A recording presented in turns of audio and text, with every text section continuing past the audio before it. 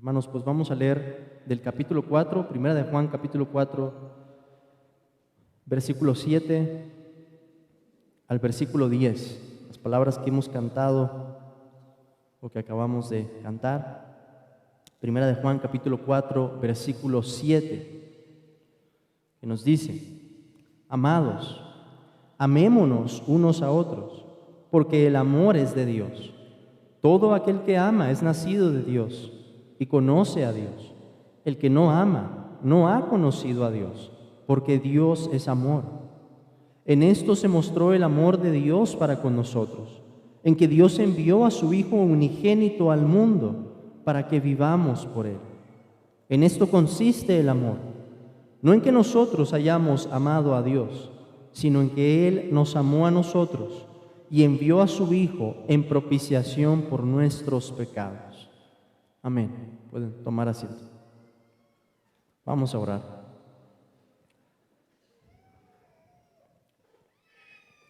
Señor, Dios Padre, qué pasaje tenemos en esta mañana con tanto consuelo, con tanto misterio también y al mismo tiempo con tanta claridad. Señor, te ruego que esta mañana nos enseñes más de tu amor, que podamos entender más, conocer más tu amor, y conociendo más tu amor, Señor, que podamos amarte más a ti y amar más a nuestros hermanos. Ayúdanos, Señor, a ver este pasaje, danos entendimiento en cada parte, en cada palabra. Y te pido que los que están aquí, que aún no te han conocido, vean tu amor, Señor, y se acerquen a ti. Pido esto en el nombre de Jesús. Amén. Hermanos, sé que algunos predicadores tienen la costumbre de decir los títulos de su predicación. Sé que rara vez hago algo así, pero quisiera hacerlo en esta ocasión.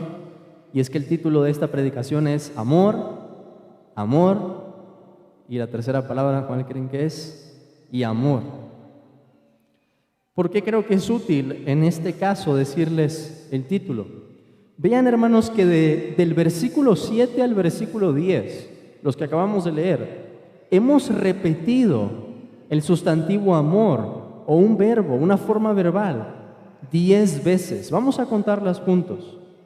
Primero lo tenemos en este vocativo, amados, número 1, amémonos, 2, porque el amor es de Dios, 3, todo aquel que ama, 4, el que no ama, 5, Dios es amor, 6, en esto se mostró el amor, versículo 10, en esto consiste el amor, no en que nosotros hayamos amado a Dios, sino en que Él nos amó 10 veces a nosotros. De hecho, en todo este capítulo, hermanos, si contamos desde el versículo 1, porque en el versículo 1 aparece la palabra amados, vamos a encontrar que la palabra amor, en sustantivo o en su forma verbal, aparece 30 veces. 30 veces. ¿Cómo podríamos resumir el capítulo entonces? Podríamos decir el amor de Dios, el amor a Dios, el amor a nuestros hermanos, el amor. Ahora, sé que en nuestra cultura hay mucha confusión acerca de qué es el amor. Sé que nuestra cultura busca redefinir los términos, que busca distorsionarlos, que busca decir esto es amor cuando no es amor, que busca decir esto es aborrecimiento cuando en realidad es amor. Pero Juan no es impreciso aquí. Juan es muy claro. Recordemos que Juan no nos está hablando de cualquier clase de amor. Juan nos habla del amor divino, el amor que ha venido de parte de Dios. Un amor que es abnegado, un amor que es sacrificial, un amor que es costoso, un amor en el que quien ama se da, se entrega a sí mismo, al objeto de su amor. De hecho, la definición de este amor está enraizada en el carácter de Dios, como lo vamos a ver, que Juan llega al punto de decir, Dios es amor. Juan no dice Dios tiene amor. Juan dice Dios es amor. Y esta es una de las verdades más consoladoras de las Escrituras. Una cosa es el amor de parte de las criaturas. Y el amor que recibimos de parte de las criaturas es hermoso. El amor que recibimos en una familia, el amor que recibimos en un matrimonio, el amor que recibimos en una amistad. Pero otra cosa muy diferente es acercarnos a la fuente inagotable de un amor que es único, que es especial, que no tiene comparación en este mundo, y sabernos amados por ese Dios, por esa fuente inagotable de amor. Veamos los tesoros que hay aquí en este pasaje, hermanos, y vamos a dividirlo en 3 partes. En primer lugar, vamos a hablar de Dios como la fuente de amor, versículo 7 y versículo 8, Dios como la fuente de amor.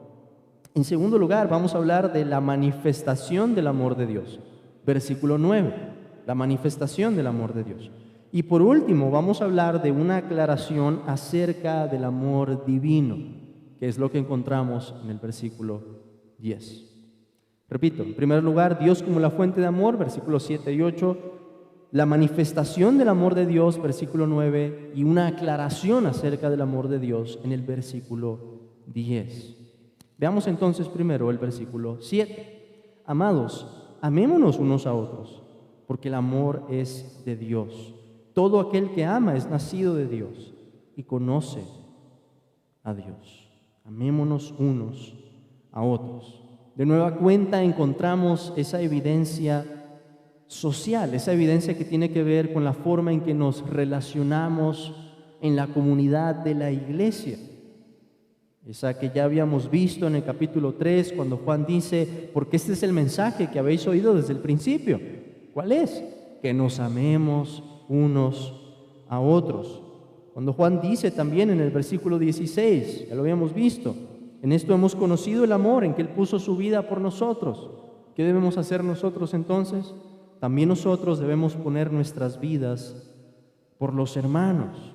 Y Juan dice que este es su mandamiento, que creamos en el nombre de su Hijo Jesucristo y nos amemos unos a otros como nos lo ha mandado. Y creo que ese mandamiento que Juan nos da en el capítulo 3, versículo 23, nos ayuda a entender, hermanos, la relación de estos temas.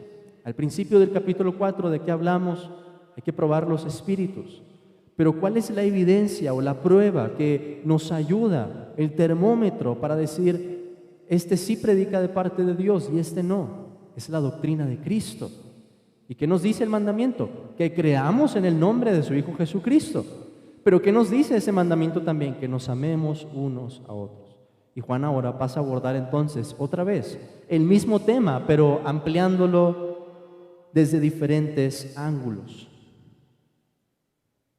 Y creo que esto resalta también la importancia de esto, que sea un tema que Juan repite con tanta insistencia. Les he dicho 30 veces aparece en el capítulo 4 una palabra relacionada con el amor. Pero Juan dice, amémonos unos a otros porque el amor es de Dios. Ya sabemos que debemos amarnos unos a otros, pero él ahora agrega una razón diferente aquí, otro ángulo, otra perspectiva, porque el amor es de Dios. ¿Qué significa esto, hermanos? Esto quiere decir que Dios es la fuente de este amor. Esto quiere decir que el amor divino procede, de manera redundante, solo de Dios. Es algo que no puede proceder de la tierra, es algo que no puede encontrarse entre los hijos de los hombres de manera natural, es algo que tiene que venir de lo alto. El amor es de Dios, dice Juan. Él es la fuente. ¿Y qué es lo que pasa con esto? ¿Cómo esto nos anima a amar? ¿Cómo Juan puede decir? Porque el amor es de Dios. Porque al recibir este amor, al ser partícipes de esa fuente y recibir de su amor, somos capacitados entonces para amar. Verán, hermanos, lo que pasa con el amor de Dios es como un círculo. brota de la fuente que es Dios, de la fuente de este amor divino, nos inunda a nosotros. ¿Y qué pasa en nosotros? Regresa hacia Dios en expresiones de amor, pero no solamente hacia Dios, también se manifiesta entre nosotros. Entonces ese amor que sale de la fuente inagotable de amor nos llena, nos capacita para amar y regresa en expresiones de amor hacia Dios. Nuestro motivo para amar entonces está enraizado en Dios. Juan nos dice: amados, amémonos unos a otros, porque los otros son hermosos, porque los hermanos son bellos. Hay una verdad en eso. Dios está renovando la imagen de Dios en nosotros y nos está haciendo hermosos, hermoseándonos según las gracias que el Espíritu Santo nos da. Pero el motivo, hermanos, el fundamento para amarnos está enraizado en Dios. El amor es de Dios. ¿Qué nos dice eso? Esto vence cualquier excusa pecaminosa que podamos tener. Cualquier objeción que podamos decir: yo no voy a amar porque el otro es así y así, porque él me hizo esto. ¿Cómo deberíamos responder a eso? Es que ese no es el motivo del amor. No lo vas a poder amar si sigues intentándolo de esa manera, si sigues pensando de esa manera, si no renuevas tu pensamiento para decir: es que el amor es de Dios.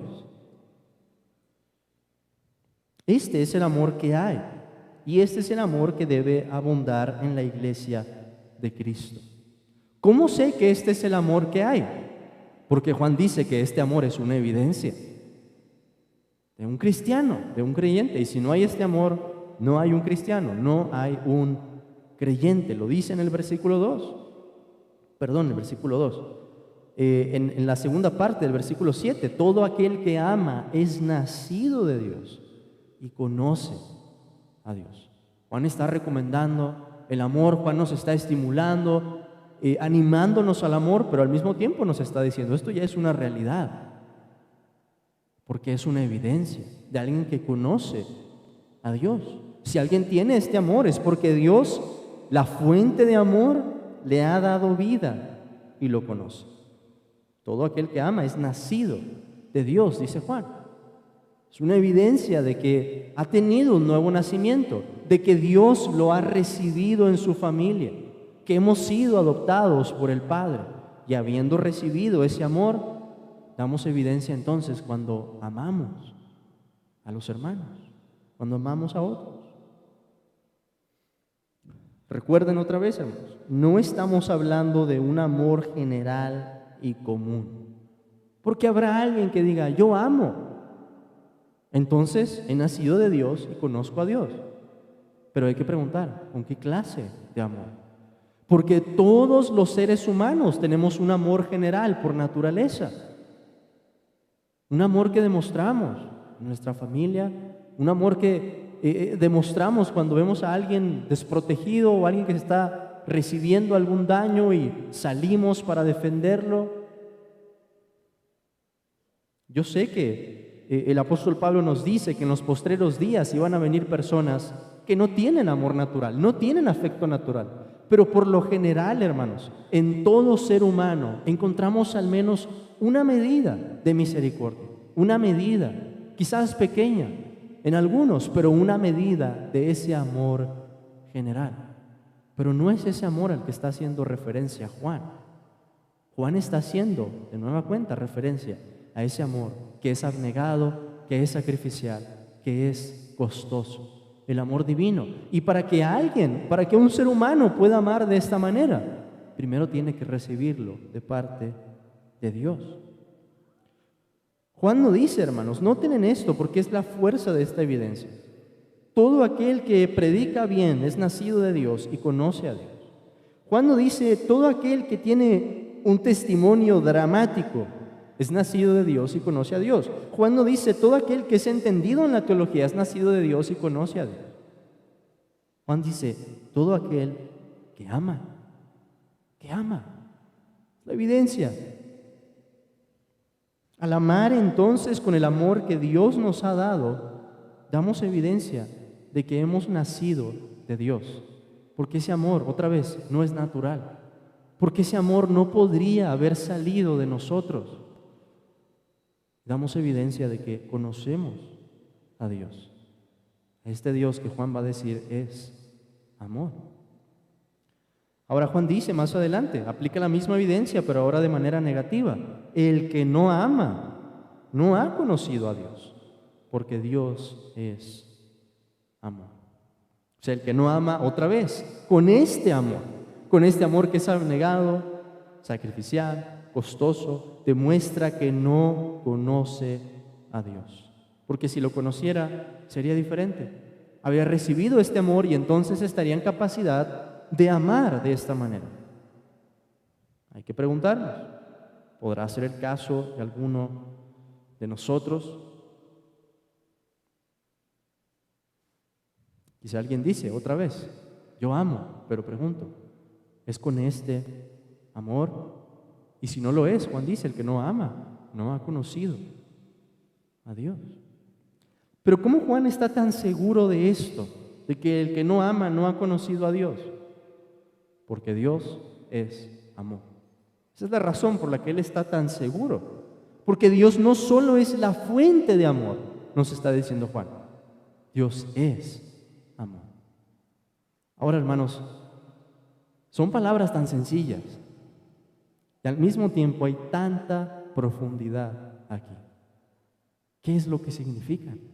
Son claras, pero preguntamos, ¿qué es lo que significa?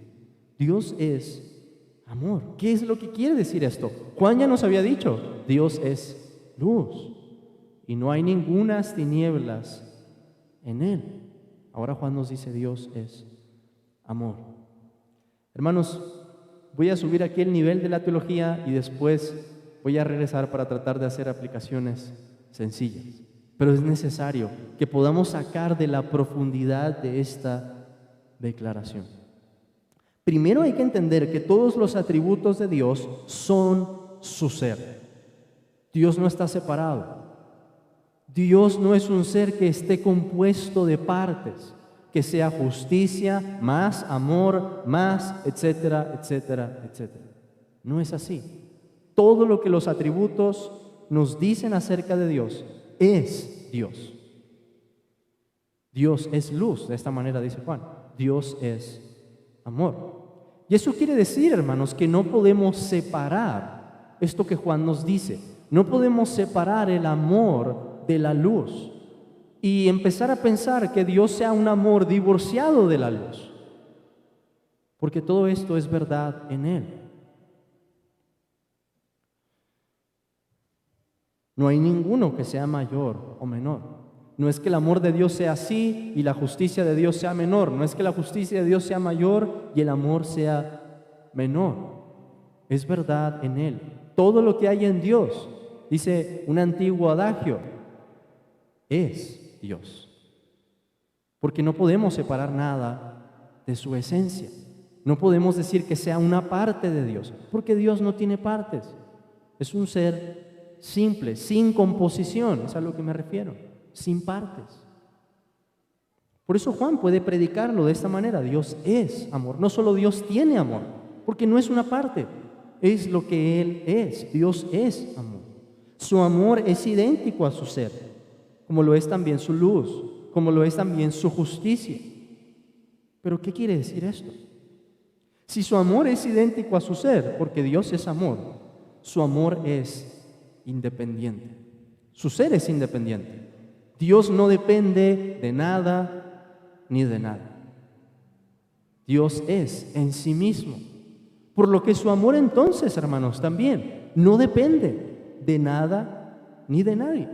El amor de Dios no se origina en la criatura, ni el amor de Dios puede ser motivado por la criatura. ¿Dónde está el amor de Dios? En Él.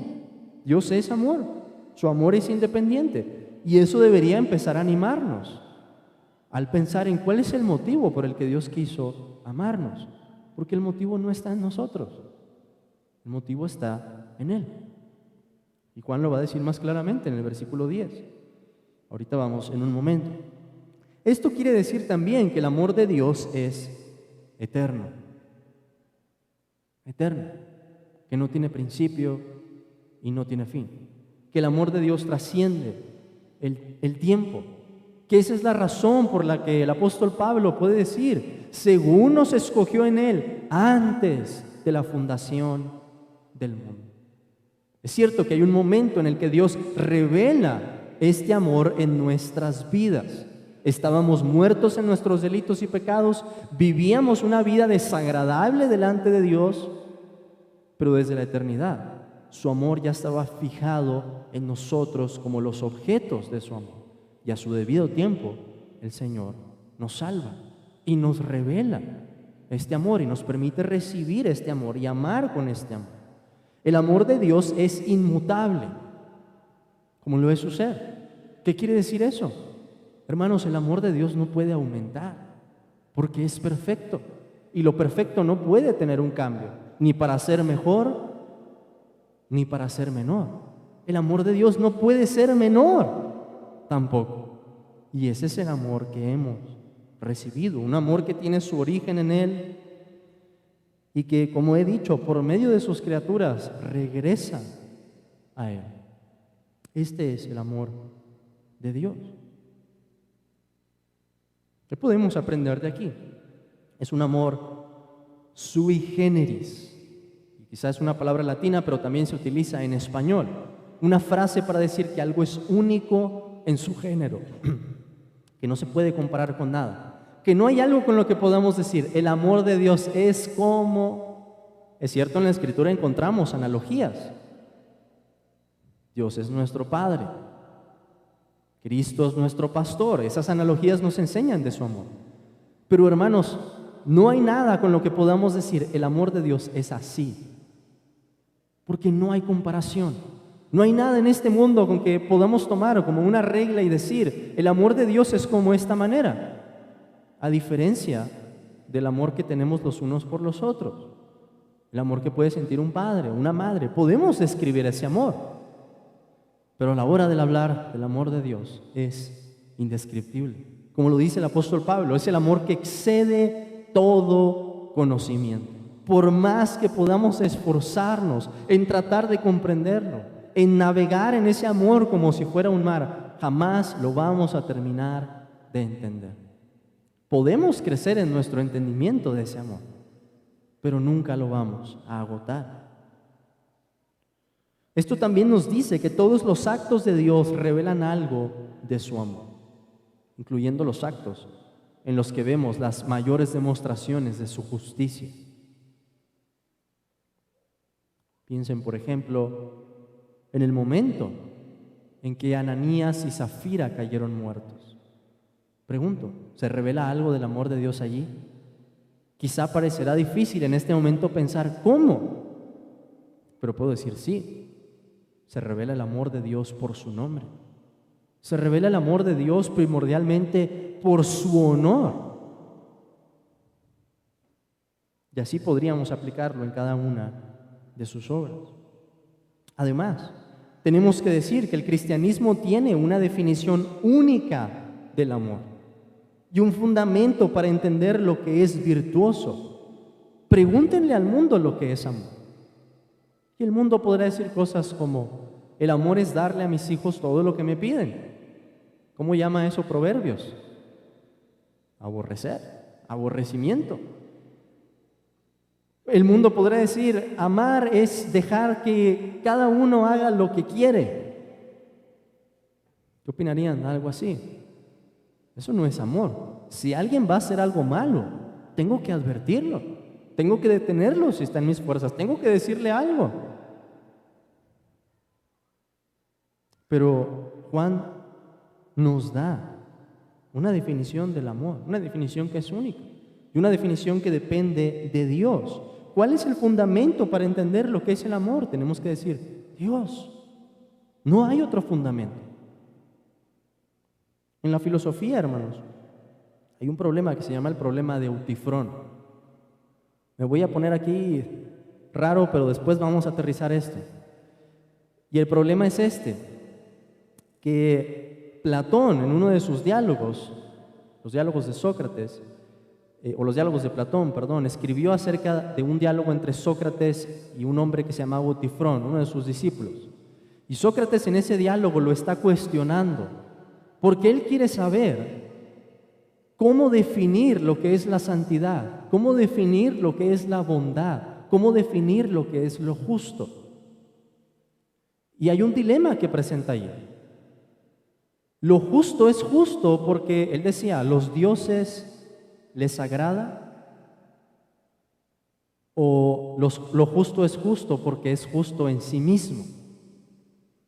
Quizá puede parecer muy abstracto, pero a lo que quiero llegar es esto, hermanos. El cristianismo nos da la respuesta a ese dilema. Porque si hay algo bueno, si hay algo que sea amor, si hay algo que sea justo, si hay algo que sea santo, ¿dónde tiene su raíz? En Dios. No hay algo que sea bueno, o que sea amoroso, o que sea justo, que esté separado de Dios, como si la justicia, el amor o la bondad estuvieran separadas de Él. No. Cuando hablamos de todo lo que es bueno en este mundo, tenemos que empezar diciendo que eso viene de Dios, que Dios es el origen de eso. Y eso nos ayuda a entender la vida de manera muy diferente. Eso tiene muchas implicaciones para nuestra ética, para cuando pensamos qué es lo bueno, qué es lo recto, qué es lo justo, para cuando contestamos al mundo y decimos eso no es amor. El mundo nos va a preguntar, ¿y por qué están tan seguros? ¿Qué vamos a decir? Ustedes no tienen fundamento. ¿Cuál es el fundamento que tienen para hablar del amor? La definición que se les ocurre cada 10, 15, 20 años, la definición del cristiano no cambia. Otra vez, porque está enraizada en Dios. Dios es amor. Además, creo que puedo decir esto por el pasaje, que no debemos conformarnos con los dones de Dios. Y esto puede ser una buena aplicación para los que están aquí y no son creyentes. Dios se da a sí mismo. ¿Y vas a preferir los dones que Dios te da al Dios que da los dones, al Dios que es amor? ¿Vas a preferir recibir ciertas medidas, ciertas expresiones, ciertas demostraciones de amor en este mundo? ¿O vas a querer aquel que es amor? Creo que la respuesta debería ser muy lógica. Queremos a la fuente inagotable de amor. Si hay algo, si existe algo semejante, y existe en realidad, porque Dios es amor, lo queremos a Él, no solo sus dones, no solo sus dádivas, no solo las bendiciones que podamos gozar en este mundo. Si nos damos cuenta que eso viene de Él, debemos querer entonces a la fuente, debemos desearlo a Él. Pero Juan nos dice además, Dios no solo es la fuente de amor, no solo Dios es amor. Alguien podría objetar, Dios es invisible. ¿Cómo puedo participar de ese amor? ¿Cómo puedo tener certeza de que ese Dios que es amor me ha amado a mí? Versículo 9, la manifestación del amor de Dios. En esto se mostró el amor de Dios para con nosotros, en que Dios envió a su Hijo unigénito al mundo, para que vivamos por Él. ¿Cómo puedo saber del amor de Dios? Entiendo, es glorioso que me digan que Dios es amor, pero ¿qué tiene que ver eso conmigo? Versículo 9, otra vez. En esto se mostró el amor de Dios para con nosotros, en un acto, en algo palpable, en algo tangible, por medio de esto, en que Dios envió a su Hijo unigénito al mundo. ¿Qué quiere decir esto? Que la manifestación más sublime del amor de Dios es el acto por el que Él envía a su Hijo para que vivamos por Él. Pero alguien podrá decir, ¿y cómo manifiesta esto su amor? Y déjenme, hermanos, otra vez, me voy a poner complicado aquí, pero es para que podamos ver más de estos misterios. El Padre envía a su Hijo unigénito. ¿Quién envía a quién? El Hijo no envía al Padre. El Hijo no envía o no se envía a sí mismo. el Padre envía al Hijo. La primera persona de la divinidad envía a la segunda persona de la divinidad. Una persona eternamente engendrada por Él. El Hijo es de la misma sustancia que el Padre, de la misma gloria. ¿Y para qué envía Dios a su Hijo a este mundo? En una misión de rescate, una misión en la cual la encarnación está de por medio. La segunda persona de la divinidad tiene que asumir una naturaleza humana para venir a rescatarnos. Y Dios lo envía con el propósito de que tengamos esa vida, que vivamos por Él, es decir, vida eterna. Déjenme resumir entonces cómo se manifiesta el amor de Dios en Él, según este versículo, en 4 cosas. En primer lugar, por el acto de enviar. Dios envió a su Hijo. ¿Cómo demuestra eso su amor? Hermanos, porque es Dios quien toma la iniciativa. No es el hombre, y el versículo 10 lo va a recalcar. Es Dios quien toma la iniciativa. Nosotros no podíamos hacer nada para salvarnos. Y Dios, ¿qué dice? Voy a amar a estas criaturas. Voy a enviar a mi Hijo. En segundo lugar, el amor de Dios se manifiesta en que es su Hijo unigénito al que envía. ¿Qué quiero decir con esto? Que el Hijo tiene el mismo valor, la misma dignidad, la misma gloria que el Padre. Hermanos, al dar el Padre a su Hijo, nos está dando al Hijo, pero se está dando también Él mismo a nosotros, porque el Hijo es la imagen del Dios invisible, dice el apóstol Pablo a los Colosenses. Porque en ese acto no solamente vemos el amor del Hijo al venir por nosotros y salvarnos, estamos viendo también el amor del Padre. Y un Hijo que tiene el mismo valor, la misma esencia que el Padre. En tercer lugar, vemos la manifestación de este amor por el lugar al que Dios envió a su Hijo. ¿A dónde lo envió? Al mundo. ¿Y cómo caracteriza el mundo el apóstol Juan? Un lugar en el que hay tinieblas, un lugar que está bajo el maligno, va a decir al final de su carta, un lugar en el que el mundo no nos quiere oír, no quiere oír la palabra de Dios.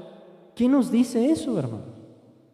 Que es un amor que se sobrepone a la oposición. Que es un amor no por alguien bello, no por alguien hermoso, como podríamos sentir un amor nosotros. Es amor por criaturas feas, por criaturas que se han degradado en el pecado. El mundo. Esa fue la tierra que Cristo pisó. Pero también el amor de Dios se manifiesta por el propósito del Padre. ¿Para qué envía Dios a su Hijo al mundo? Dice Juan, para que vivamos por Él.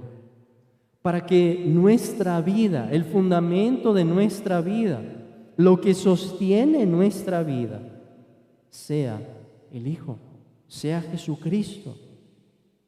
¿Qué nos dice esto, hermanos? Y ahora sí, déjenme aterrizar esto de forma muy práctica. Cuando tenemos dudas del amor de Dios, no debemos juzgar su amor por las circunstancias. Escucha bien esto, hermano, hermana. No debemos juzgar el amor de Dios por su providencia. ¿Qué quiero decir? No debemos cuestionar el amor de Dios cuando nos está yendo mal, cuando estamos enfermos, cuando estamos deprimidos, cuando amenaza la muerte, cuando amenaza la violencia o cualquier cosa mala en este mundo, porque no es así como debemos pensar en el amor de Dios. Juan nos lleva a ver la manifestación por la que debemos pensar en el amor de Dios. Y tiene que ver con el Evangelio, no con nosotros mismos, no con nuestro alrededor, porque si hacemos eso nos vamos a desesperar. Juan nos dice, hay que ver que Dios envió a su Hijo. Hermanos, allí está nuestra felicidad, porque tener a Cristo es tener vida eterna y el Padre ya nos lo ha dado. libre y gratuitamente. Cuando hay dudas, entonces, cuando alguien se pregunta, ¿será que Dios me amará a mí? ¿Será que Dios podrá amarme a mí? ¿A alguien como a mí? ¿Qué es lo que debe de hacer? Debe voltear a ver lo que el Padre hizo. Dios envió a su Hijo unigénito al mundo, precisamente para que vivamos por Él.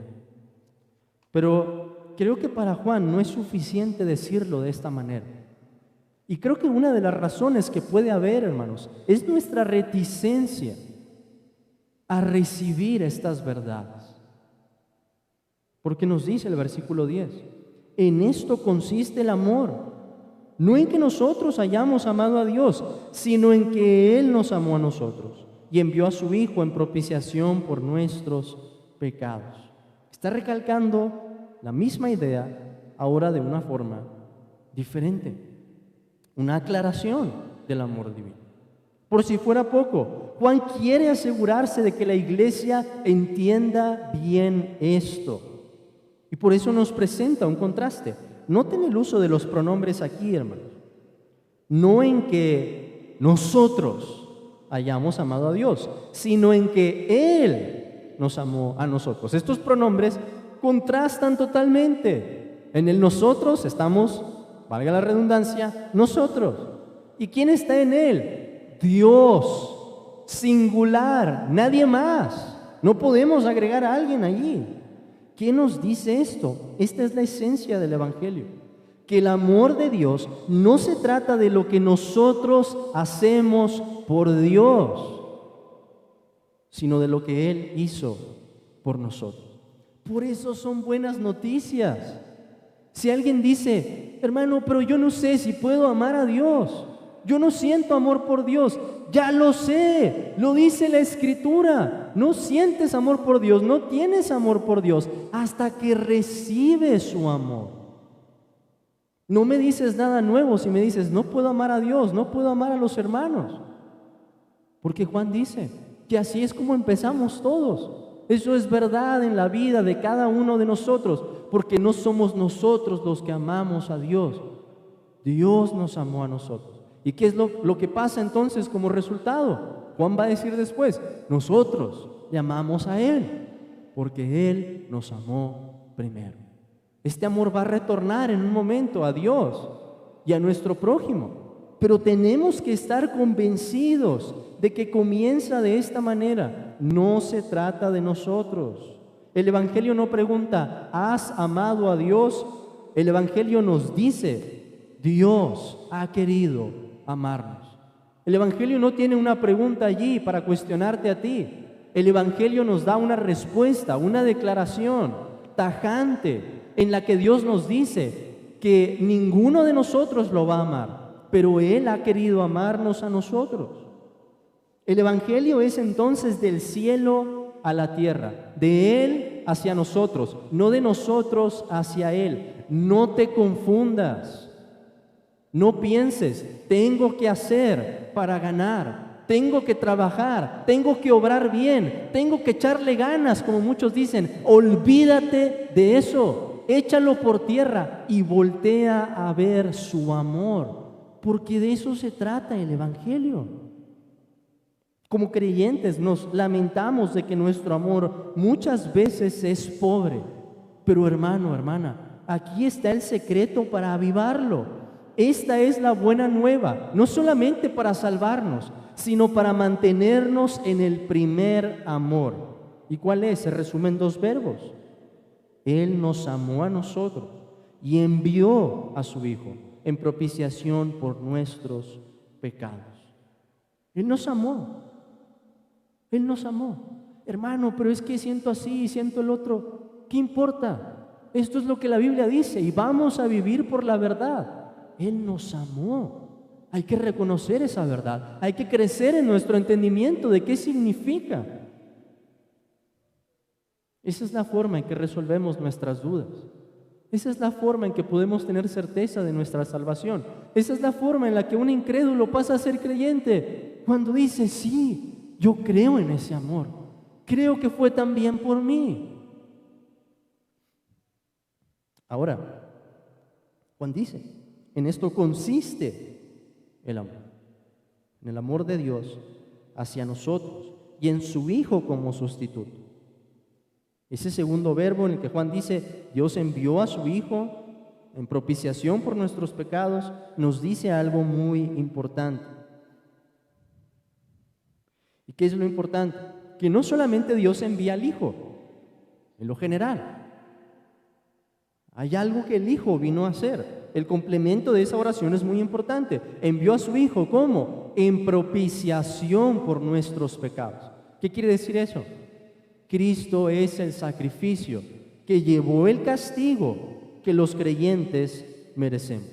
Llevó el castigo por nuestra culpa. Llevó la ira que a nosotros, que estaba dirigida contra nosotros, que nosotros merecemos. Él se puso como nuestro sustituto. Eso es amor. Ese es el amor divino. Y en el amor divino, hermanos, cuando estamos hablando de la salvación, nosotros no entramos en la ecuación, sino para recibir ese amor. No hay nada, y voy a volver a insistir en esto, no hay nada que podamos hacer para ganar ese amor. Es algo que se da gratuitamente, o déjenme decirlo de esta manera, es alguien que se da gratuitamente. Dios dándose a nosotros mismos. Esa es la definición de amor cuando hablamos de Dios. Dios se da a nosotros mismos que somos pecadores. Quizá alguien diga en su corazón, yo no tengo la fe, yo no he recibido el don de la fe. Quizá alguien diga, repito, yo no amo a Dios. Y te conmiseras en tu alma, te entristeces, por momentos dices, quizá lo amo, quizá no, quizá lo conozco, quizá no. Pero ¿no te das cuenta que eso es exactamente lo que el texto dice? En esto consiste el amor, no en que nosotros hayamos amado a Dios, sino en que Él nos amó a nosotros y envió a su Hijo en propiciación por nuestros pecados. No necesitas amar a Dios para recibir su amor. Necesitas recibir su amor primero, para amarlo entonces como respuesta. Se trata del amor de Dios y de su Hijo. Se trata de lo que Cristo ha hecho. El Evangelio no se trata de nosotros. Hay una respuesta que Dios demanda de nuestra parte, pero el Evangelio no es un mensaje que hable de nosotros, es un mensaje que nos habla a nosotros, el mensaje de parte de Dios, pero no es un mensaje de nosotros. Y hermanos, tenemos que estar convencidos cada día de esto, porque se nos olvida, porque empezamos por la fe y luego queremos acabar por las obras, porque viene la duda, porque la providencia de Dios es adversa y empezamos a dudar y decimos, Señor, ¿dónde estará tu amor? Y no nos damos cuenta, no volteamos a ver la cruz para reconocer que su amor es tan claro allí, que ya se ha manifestado, que no tenemos que ver alguna revelación o recibir alguna visión como para entender esto, sino poner nuestra confianza en Cristo y decir, Señor, mira, es bien claro, el Padre te envió a ti, el Padre te entregó a ti y tú te diste a ti mismo para salvarnos y has dado ahora junto con el Padre a tu Espíritu Santo para derramar ese amor en nuestros corazones. Cree en el Señor Jesucristo, cree en el amor que Él muestra a pecadores como tú y como yo, y cuando menos lo pienses te darás cuenta que ya lo amas y que amas a los hermanos. Tienes dudas, dices, yo no sé si soy salvo o no, haz eso. Mira su amor, enfócate en su amor. Cuando menos te des cuenta, ya no habrá dudas, porque te darás cuenta que Él te ha amado primero a ti.